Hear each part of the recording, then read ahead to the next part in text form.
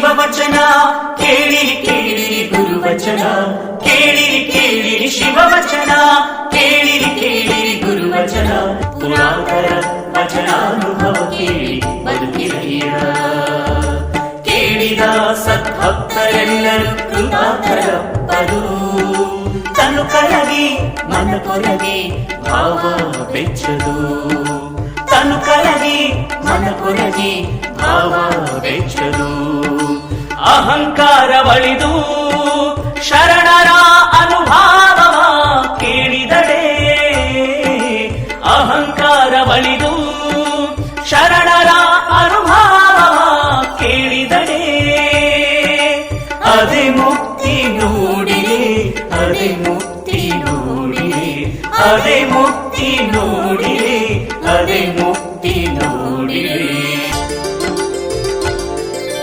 ಇಂತಲ್ಲದೆ ಮನೋವ್ಯಾಕುಲರಾಗಿ ತನ್ನುಟ್ಟಿ ಕೇಳಿದಳಿ ಇಂತಲ್ಲದೆ ಮನೋವ್ಯಾಕುಲರಾಗಿ ತನ್ನುಟ್ಟಿ ಕೇಳಿದಳಿ ಉಪದೇಶವೆಂತು ಸಲುದಯ್ಯ ತಡಬಡುವುದಯ್ಯ ಉಪದೇಶವೆಂತು ಸಲುದಯ್ಯ ತಡಬಡುವುದಯ್ಯ ಮಹಾಲಿಂಗ ಕಲ್ಲೇಶ್ವರ ಮಹಾಲಿಂಗ ಕಲ್ಲೇಶ್ವರ ಗುರುವಚನ ಪರಾಮುಖಂಗೆ ಗುರುವಚನ ಪರಾಮುಖಂಗೆ ಎಂದೆಂದು ಭವಲಿಂಗರು ನೋಡ ಎಂದೆಂದು ಭವಲಿಂಗರು ನೋಡ ಎಂದೆಂದು ಭವಲಿಂಗರು ನೋಡ ಎಂದೆಂದು ಭವಲಿಂಗರು ನೋಡ ಎಂದೆಂದು ಭವಲಿಂಗರು ನೋಡ ಎಂದೆಂದು ಭವಲಿಂಗರು ನೋಡ.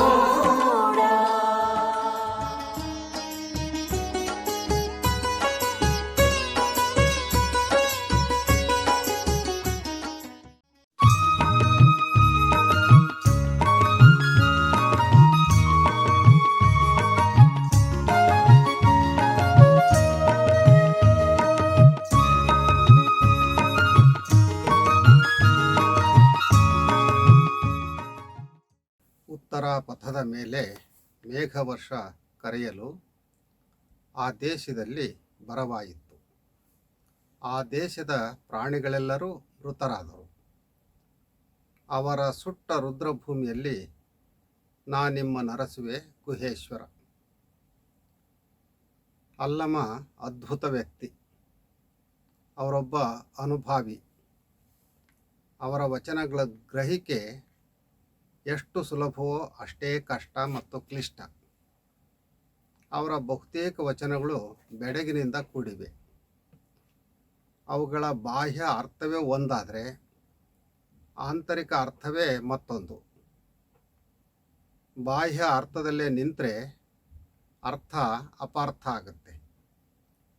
ಈ ವಚನವನ್ನೇ ತೆಗೆದುಕೊಳ್ಳಿ. ಇದರಲ್ಲಿರುವಂಥ ಪ್ರತಿಯೊಂದು ಶಬ್ದದ ಅರ್ಥವನ್ನು ಗಮನಿಸಿದರೆ ವಚನ ಏನು ಹೇಳುತ್ತೆ ಅಂತ ಗೊತ್ತಾಗೋದೇ ಇಲ್ಲ. ಈ ವಚನದಲ್ಲಿ ಉತ್ತರಾಪಥ, ಮೇಘವರ್ಷ, ದೇಶ, ಬರ, ಪ್ರಾಣಿ, ಮೃತ, ಸುಟ್ಟ, ರುದ್ರಭೂಮಿ, ಅರಸುವೆ ಹೀಗೆ ಪದಗಳಿದ್ದಾವೆ. ಇವುಗಳನ್ನು ಹೇಗೆ ವಿವರಿಸೋದು? ಉತ್ತರಾಪಥ ಅಂದರೆ ವಿಂಧ್ಯ ಪರ್ವತದಿಂದ ಉತ್ತರಕ್ಕೆ ಇರುವಂಥ ದೇಶ. ಮೇಘ ಅಂದರೆ ಮೋಡ, ವರ್ಷ ಅಂದರೆ ಮಳೆ. ವಿಂಧ್ಯ ಪರ್ವತದ ಉತ್ತರಕ್ಕೆ ಇರುವಂಥ ದೇಶದಲ್ಲಿ ಮಳೆ ಸುರಿದ್ರೆ ಆ ದೇಶದಲ್ಲಿ ಬರ ಆಯಿತು ಅಂದರೆ ಏನರ್ಥ? ಮಳೆ ಸುರಿದಾಗ ಬರ ನಿವಾರಣೆಯಾಗಿ ಸಮೃದ್ಧಿಯ ಕಾಲ ಬರಬೇಕು. ಆಗ ಅಲ್ಲಿರುವಂಥ ಪ್ರಾಣಿಗಳು ಸಾಯ್ಲಿಕ್ಕೆ ಸಾಧ್ಯನೇ ಇಲ್ಲ. ಆದರೆ ಪ್ರಭುದೇವರು ಆ ದೇಶದ ಪ್ರಾಣಿಗಳೆಲ್ಲರೂ ಮೃತರಾದರು ಅಂತ ಹೇಳ್ತಾರೆ. ಹಾಗಾಗಿ ಇಲ್ಲಿ ಬಳಸಿರುವ ಪದಗಳಿಗೆ ಬೇರೆ ಅರ್ಥನೇ ಇರಬೇಕು. ಸಾಂಪ್ರದಾಯಿಕ ಅರ್ಥವನ್ನು ಬದಿಗಿಟ್ಟು ಆಲೋಚನೆ ಮಾಡಿದರೆ ಹೊಸ ಹೊಸ ಅರ್ಥ ಹೊರಹೊಮ್ಮಲಿಕ್ಕೆ ಸಾಧ್ಯ. ಈ ಸಾಂಪ್ರದಾಯಿಕ ಅರ್ಥವನ್ನೇ ನಂಬಿದರೆ ಅದು ವಚನದ ಆಶಯವನ್ನು ತಿಳಿಸುವಲ್ಲಿ ಸೋಲುತ್ತೆ. ಹಾಗಾಗಿ ಅಂತರ್ಗತ ಅರ್ಥವನ್ನು ಅನುಭವ ಲೋಕಜ್ಞಾನದ ಮೂಲಕ ಅರಿಯುವಂಥ ಪ್ರಯತ್ನವನ್ನು ಮಾಡಬೇಕಾಗತ್ತೆ. ಉತ್ತರಾಪಥ ಎನ್ನುವ ಭೌಗೋಳಿಕ ಅರ್ಥವನ್ನು ಬದಿಗಿಟ್ಟು ಮಾನವ ಪ್ರಾಣಿಯತ್ತ ವಾಲಿದರೆ ಹೇಗಿರ್ಬೋದು ಅಂತ ಗಮನಿಸಬೇಕು. ಮಾನವನ ದೇಹದಲ್ಲಿ ಉತ್ತರಾಪಥ ಎಂದರೆ ಶಿರೋಭಾಗ. ಅದನ್ನೇ ಬಸವಣ್ಣವರು ಶಿರ ಹೊನ್ನ ಕಳಶ ಅಂತ ಹೇಳಿದ್ದು.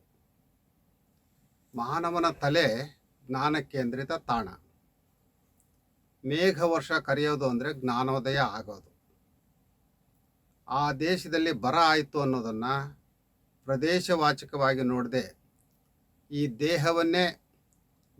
ದೇಶವನ್ನೇ ದೇಹ ಅಂತ ಪರಿಭಾವಿಸಬೇಕು. ಮಳೆ ಬಾರದೆ, ಬೆಳೆ ಇಲ್ಲದೆ, ಆಹಾರ ನೀರಿಗೆ ತೊಂದರೆ ಆದರೆ ಅದನ್ನು ಬರ ಅಂತ ಕರೀತಾರೆ. ಇಲ್ಲಿ ಆ ಬರ ಅಲ್ಲ, ಅದು ಜ್ಞಾನದ ಬರ. ಜ್ಞಾನದಿಂದ ಅಜ್ಞಾನ ತನ್ನಷ್ಟಕ್ಕೆ ತಾನೇ ದೂರ ಆಗುತ್ತೆ. ಅಜ್ಞಾನ ತೊಲಗುವಂಥದ್ದೇ ಬರ ಆಯಿತು ಅನ್ನೋದರ ಅರ್ಥ.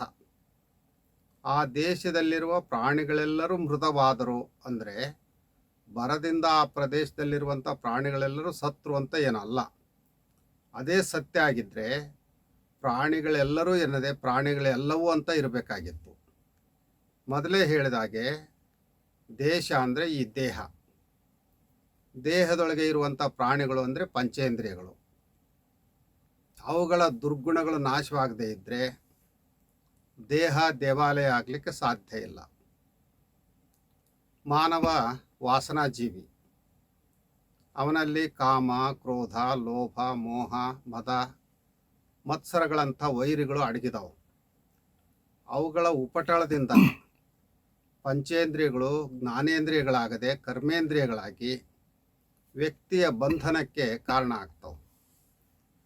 ಅವುಗಳ ವಾಸನಾ ಗುಣಗಳನ್ನು ಕಳೆಯುವಂಥದ್ದೇ ಲಿಂಗಾಯತ ಧರ್ಮದ ಮೂಲ ಧ್ಯೇಯ.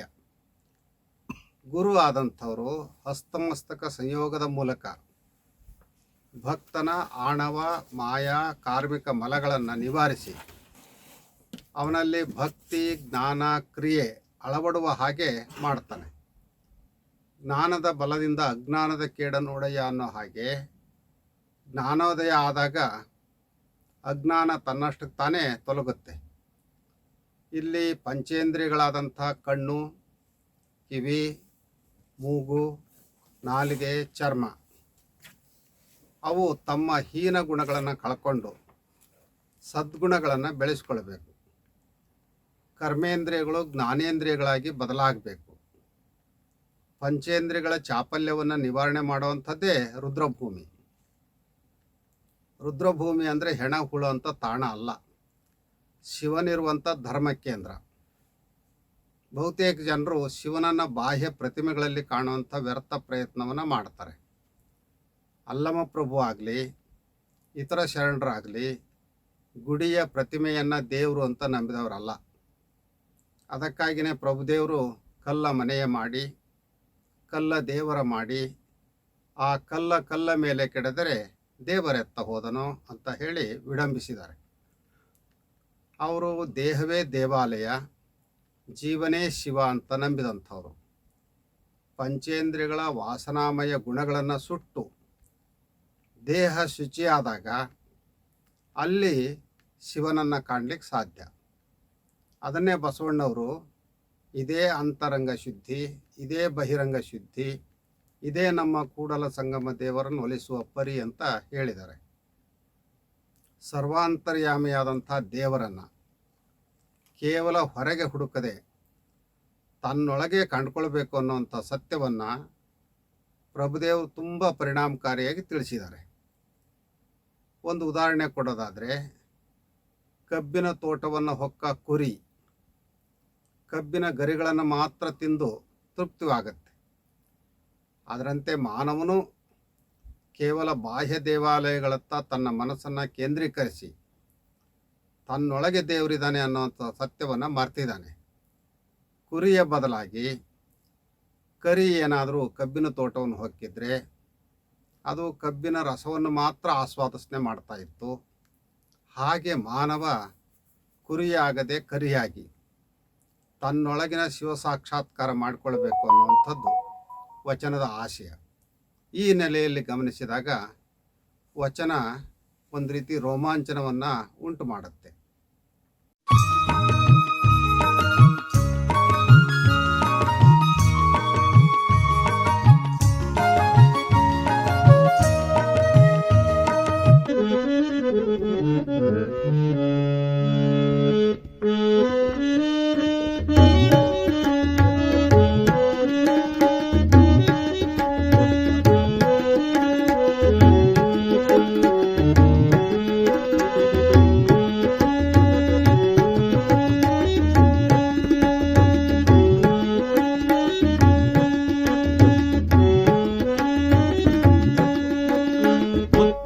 ಪಥದ ಮೇಲೆ ಮೇಘವರ್ಷ ಕರೆಯಲು, ಉತ್ತರ ಪಥದ ಮೇಲೆ ಮೇಘವರ್ಷ ಕರೆಯಲು, ಆ ದೇಶದಲ್ಲಿ ಬರನಾಯಿತು,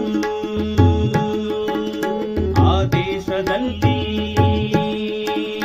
ಬರನಾಯಿತು.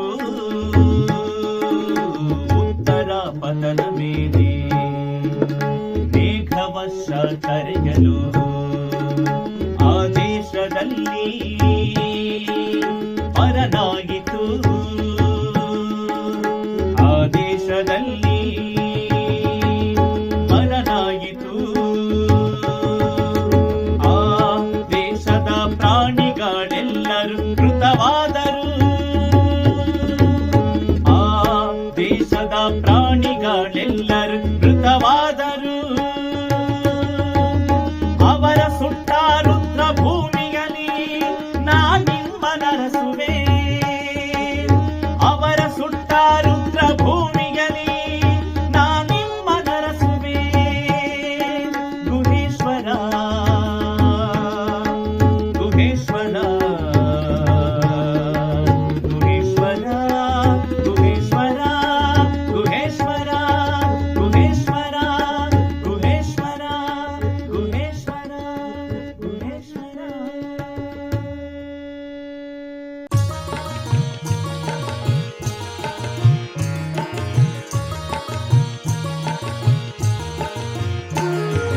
ಕೇಳಬನ್ನಿ ಕೇಳಬನ್ನಿ ವಚನ ಸಂದೇಶ, ಕೇಳಬನ್ನಿ ಕೇಳಬನ್ನಿ ವಚನ ಸಂದೇಶ. ಬಸವಾದಿ ಶರಣರ ಜೀವನ ಸಂದೇಶ, ಬಸವಾದಿ ಶರಣರ ಜೀವನ ಸಂದೇಶ. ನಮ್ಮೆಲ್ಲರ ಬದುಕಿಗೆ ಬೆಳಕ ನೀವ ಸಂದೇಶ, ನಮ್ಮೆಲ್ಲರ ಬದುಕಿಗೆ ಬೆಳಕ ನೀವ ಸಂದೇಶ. ಅನುಭಾವಿಗಳ ಅನುಭಾವದ ಸಂದೇಶ, ಅನುಭಾವಿಗಳ ಅನುಭಾವದ ಸಂದೇಶ, ಅನುಭಾವಿಗಳ ಅನುಭಾವದ ಸಂದೇಶ, ಅನುಭಾವಿಗಳ ಅನುಭಾವದ ಸಂದೇಶ.